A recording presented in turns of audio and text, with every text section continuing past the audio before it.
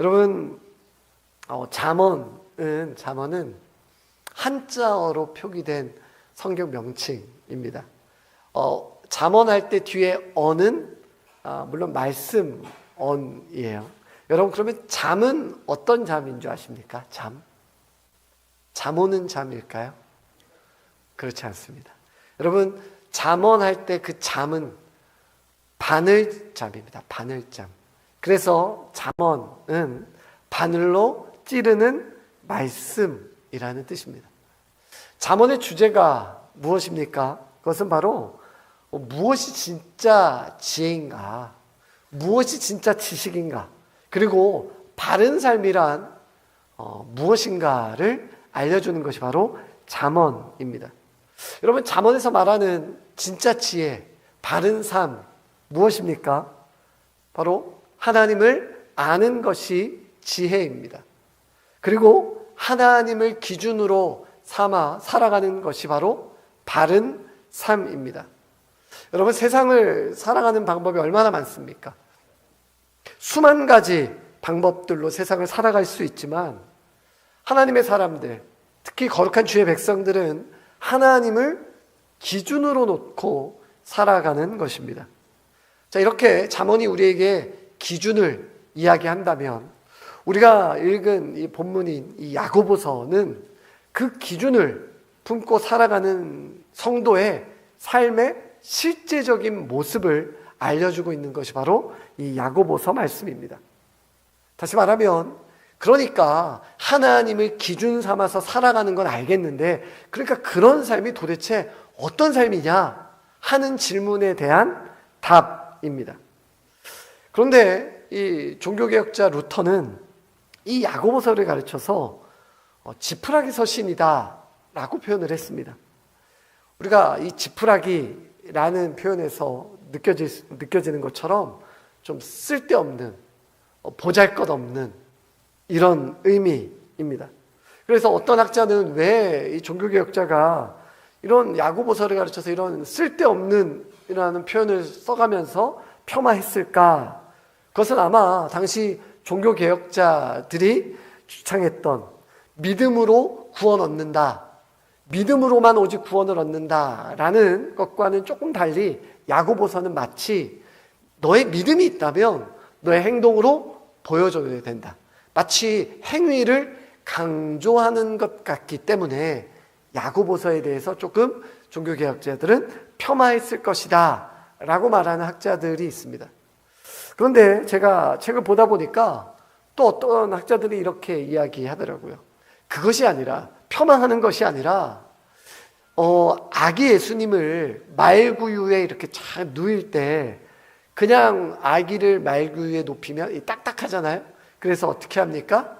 지푸라기를 넣어서 아주 아기가 다치지 않도록 푹신푹신하게 만들어주는 역할을 하는 이 지푸라기처럼 복음을 설명하는 데 있어서 딱딱하게 하지 않고, 우리가 좀 받아들이기 힘들지 않고 좀 부드럽게 우리에게 적용할 수 있도록 도움을 준다. 그래서 지푸라기다 라고 해서 지푸라기 서신을 이해하는 학자도 있었습니다.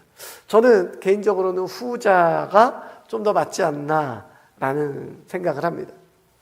야고보서는 이렇게 우리 성도들이 살아갈 실제적인 삶, 그러면 우리가 어떻게 살아가야 하냐라는 것에 대해서 우리에게 알려줍니다. 그렇기 때문인지 야고보서의 시작은 아주 단호하면서도 아주 비장합니다. 야고보서 1장 2절입니다. 너희가 여러 가지 시험을 당하거든 온전히 기쁘게 여기라.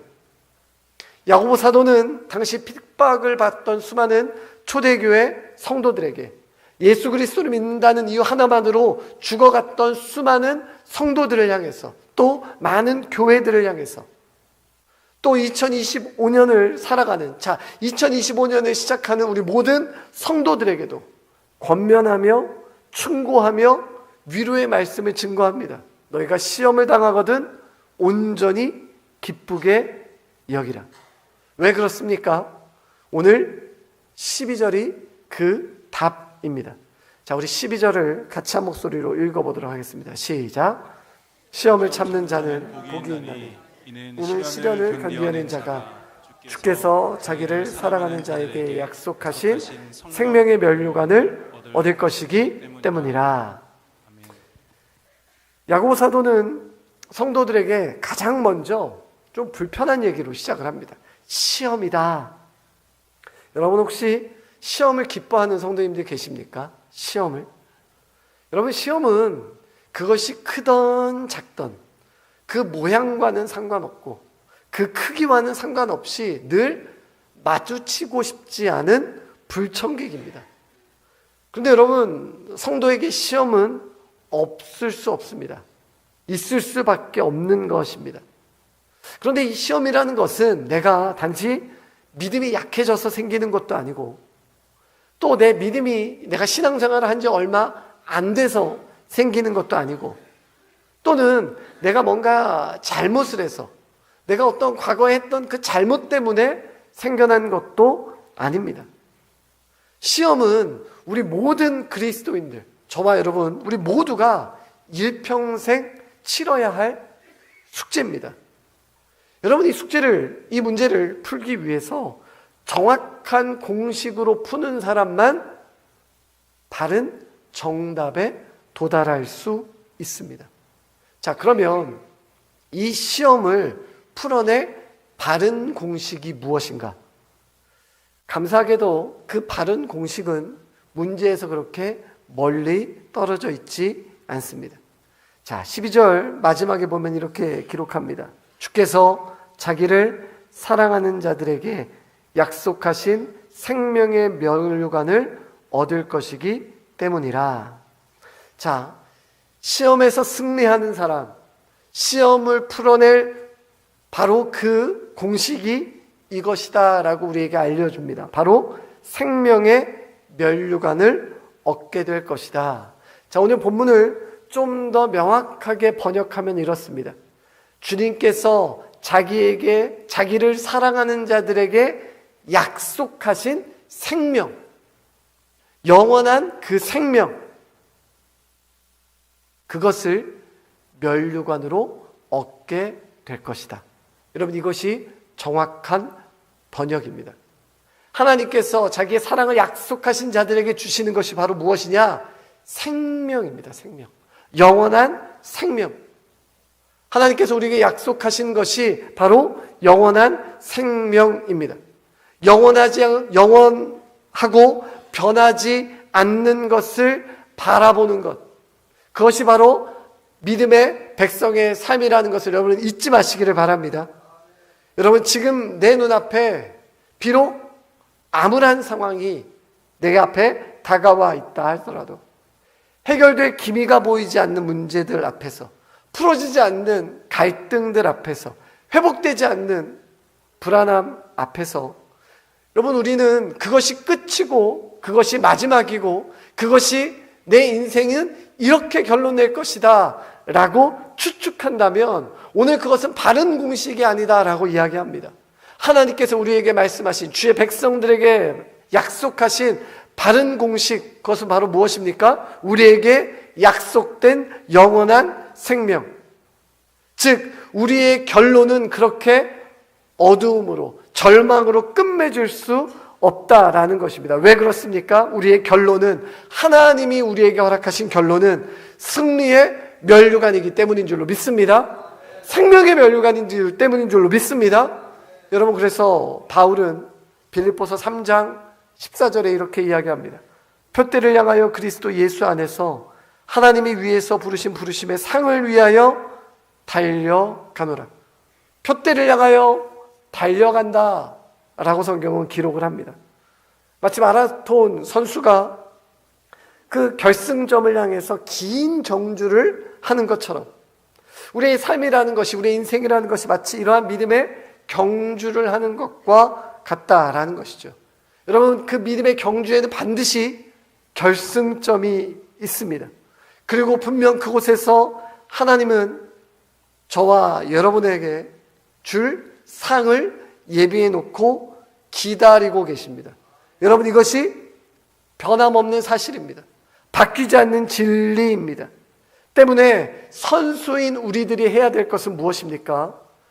비록 지금 이 경주가 너무 힘들어서 숨이 턱까지 차오른다 할지라도, 당장이라도 발에 쥐가 나서 쓰러질 것 같아 경기를 포기하고자 하는 그러한 순간에도, 결승점이 있기나 한 건지 결승점이 보이지도 않지만 그럼에도 불구하고 하나님이 나에게 약속된 결말이 있음을 믿는 자들은 오늘을 포기하지 않고 살아가는 것입니다. 여러분, 믿음이라는 것이 무엇입니까? 바로 하나님이 나를 포기하지 않으신다라는 그 확신, 그것이 믿음인 줄로 믿습니다. 그러한 사람은 어떻게 살아갑니까? 끝까지 포기하지 않고 하루하루 매일매일을 주님과 함께 평범한 일상을 보내게 되는 것입니다. 사랑하는 성도 여러분, 오늘 하루 우리를 기다리고 우리의 결론을 생명으로 내실 그 주님을 기다리며 오늘 하루를 승리하는 여러분 되시기를 주님의 이름으로 축원합니다. 계속해서 시험을 당하는 성도들이 기억해야 될 것을 무엇이라고 성경은 말합니까? 시험을 참는 자는 복이 있나니 이는 시련을 견디어낸 자가, 자, 시련을 어떻게 했다고요? 견디어냈습니다. 시련을 견디어냈어요.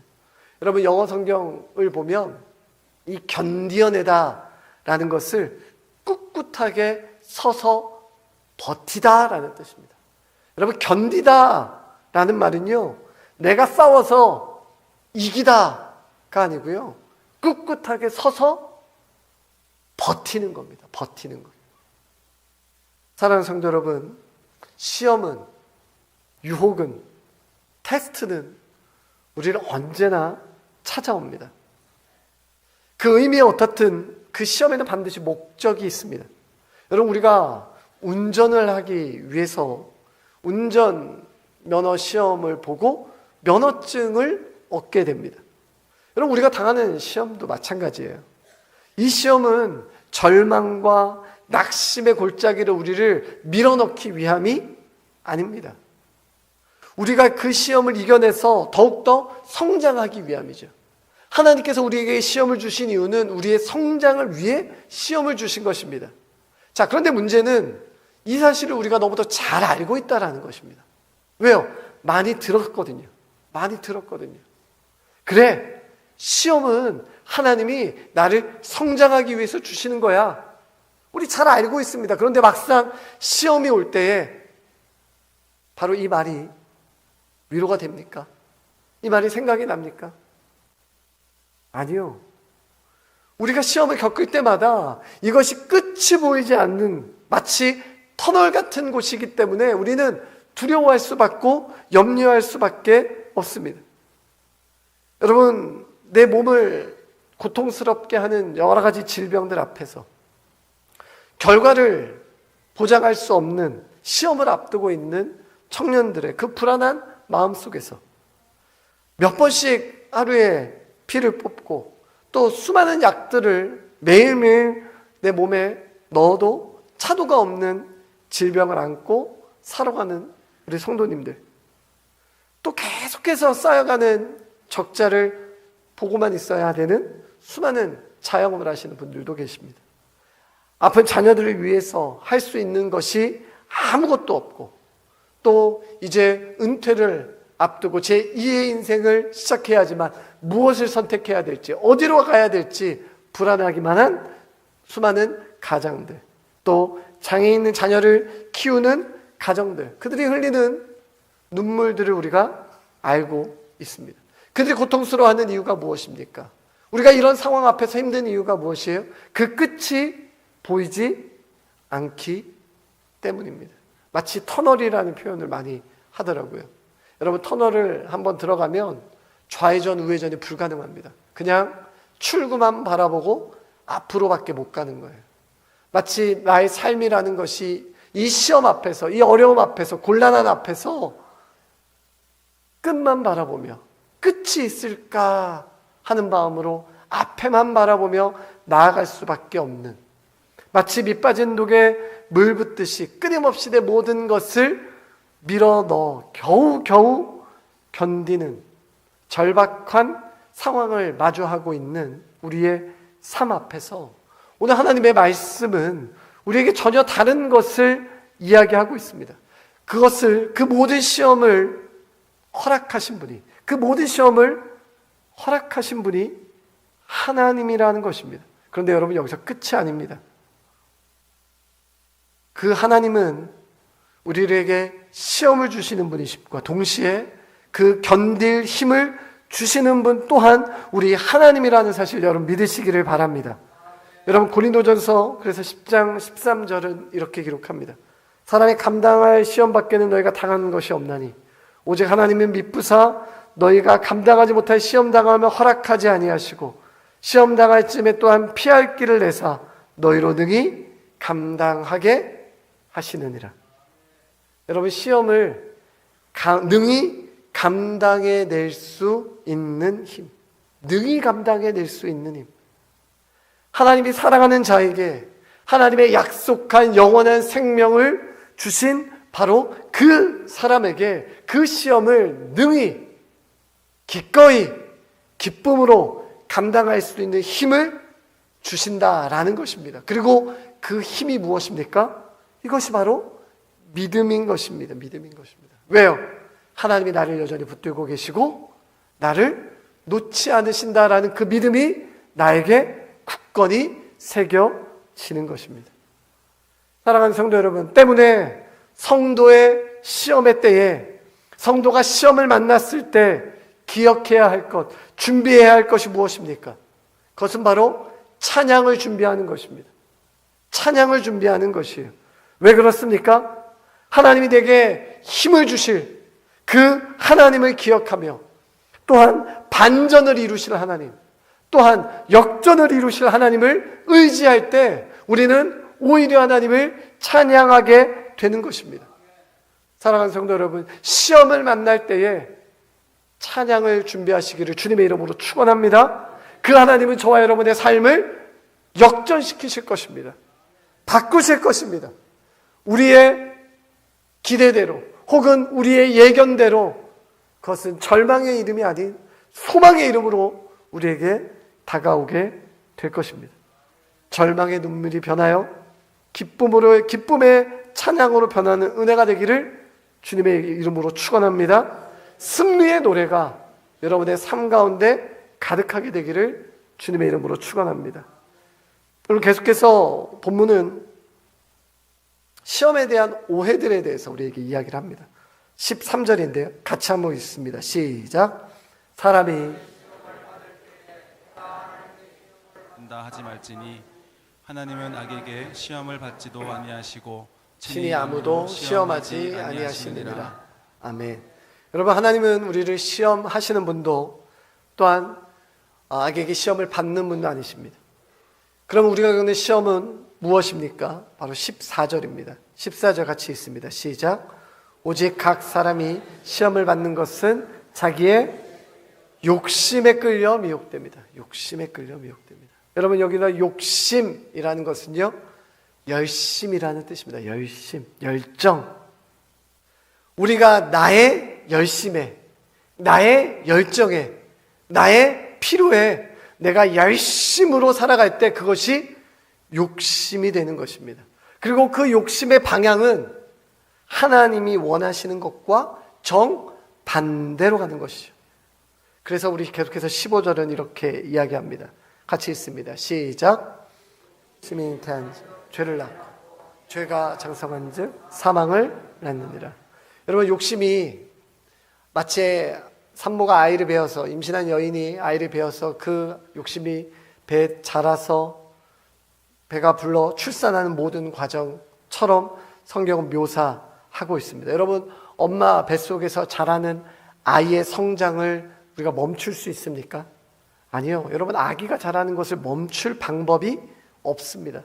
여러분, 욕심이라는 것도 마찬가지입니다. 우리가 욕심이 우리 마음 가운데 들어와서 그것이 우리 마음 가운데 심기면 여러분, 그것이 우리 마음 가운데 뿌리 내리고 자라서 열매를 맺는 그것을 멈출 수가 없다라는 것입니다. 멈출 수가 없다는 거예요. 막을 방법이 없다는 거예요. 언제까지? 사망이라는 열매를 맺을 때까지. 여러분, 그래서 이 사도 야고보는 성도들에게 16절과 같이 권면합니다. 내 사랑하는 형제들아, 속지 말라. 세상이 말하는, 세상이 우리에게 요구하는, 세상이 알려주는 것에 속지 말라. 그것은 욕심의 씨앗이니 속지 말라. 자, 대신에 우리에게 알려주는 것이 무엇입니까? 17절과 18절 말씀입니다. 우리 같이 두 절을 읽겠습니다. 시작. 온갖 좋은 은사와 온전한 선물이 다 위로부터 빛들의 아버지께로부터 아버지께로부터 내려오나니 그는 변함도 없으시고 회전하는 그림자도 없으시느니라. 그가 그 피조물 중에 우리로 한 첫 열매가 되게 하시려고 자기의 뜻을 따라 진리의 말씀으로 우리를 낳으셨느니라. 아멘. 자, 17절은 하나님에 대한 설명입니다. 하나님. 온갖 좋은 은사와 온전한 선물을 누가 주십니까? 빛의 아버지께서 주세요. 빛의 아버지가 누구시냐? 바로 하나님이시죠. 여러분, 그 하나님의 특징에 대해서 성경에 이야기하고 있는데, 그는 변함도 없으시고 회전하는 그림자도 없으시니라. 여러분, 회전하는 그림자라는 것이 무엇입니까? 여러분, 어떤 물건을 야외에다가 이렇게 두면 시간에 따라서, 해가 이렇게 넘어감에 따라서 그림자 길이가 변하는 것, 그림자 위치가 바뀌는 것을 우리는 알고 있습니다. 자, 많은 것들은 시간에 따라서 그 크기와 모양과 위치가 달라질 수 있다. 하나님은 회전하는 그림자도 없다. 하나님은 변하지 않는다라는 뜻입니다. 여러분, 세상은 하나님은 절대로 변하지 않습니다. 여러분, 우리는 무엇에 속습니까? 변하지 않고 영원한 것처럼 보이는 것에 속습니다. 마치 그것이 전부인 것처럼, 그것이 완전한 것처럼, 그것이 내 인생에 평안을 줄 것처럼 생각하는 그것에 우리가 속습니다. 여러분, 하나님의 영원하심을 흉내내는 것, 여러분, 하나님의 평안을 흉내내는 것, 하나님의 거룩을 흉내내는 것, 그것을 따르고 섬기는 것을 가르쳐서 성경은 우상숭배라는 이야기를 합니다. 여러분, 성도가 내 안에 욕심을 심을 때, 성도가 내 안에 욕망을 가질 때, 그것이야말로 우상숭배라는 것이죠. 내 인생에서 유한한 나를 채울 그 무엇에, 나를 채울 하나님이 아닌 하나님 대신에 채울 그 무엇에 내 마음을 가득 채우는 것, 여러분, 그것이 우상숭배인 것입니다. 성경은 우리에게 이것을 권면하는 거예요. 세상의 그 유혹에 속지 말라. 우리가 바라보아야 할 것은, 우리가 의지해야 될 것은, 우리가 붙들어야 될 것은 사라지는 것이 아니라, 없어지는 것이 아니라 영원한 하나님의 약속이요, 구원의 은혜요, 나를 사랑하신다 약속하신 하나님의 사랑이 우리에게 주어졌다라는 그 영원한 약속이 저와 여러분이 붙들 유일한 것임을 여러분 반드시 기억하시기를 축원합니다. 여러분, 그것을 우리가 붙들 때 우리 앞에 있는 시험들, 그것이 어떠한 시험이든 그것은 더 이상 나에게 영향을 주지 못합니다. 왜요? 우리의 결론은 이미 하나님이 주신 영원함으로, 그 생명으로 결론 지어진 존재이기 때문에 그렇습니다. 끝났습니다. 하나님의 생명으로 우리는 이미 자유를 얻게 되었습니다. 새 생명을 얻게 되었습니다. 여러분, 이 고백으로 2025년 한 해를 살아간다면 어떠한 시험에서도 우리는 넘어지거나 쓰러지지 않고 하나님을 찬양하며 하나님의 그 영원하심 앞에 마음껏 주님을 예배하는 삶을 살게 될 것입니다. 2025년 그러한 은혜가 우리 성도님들 각 가정 가운데 있게 되기를 주님의 이름으로 축원합니다. 기도하겠습니다.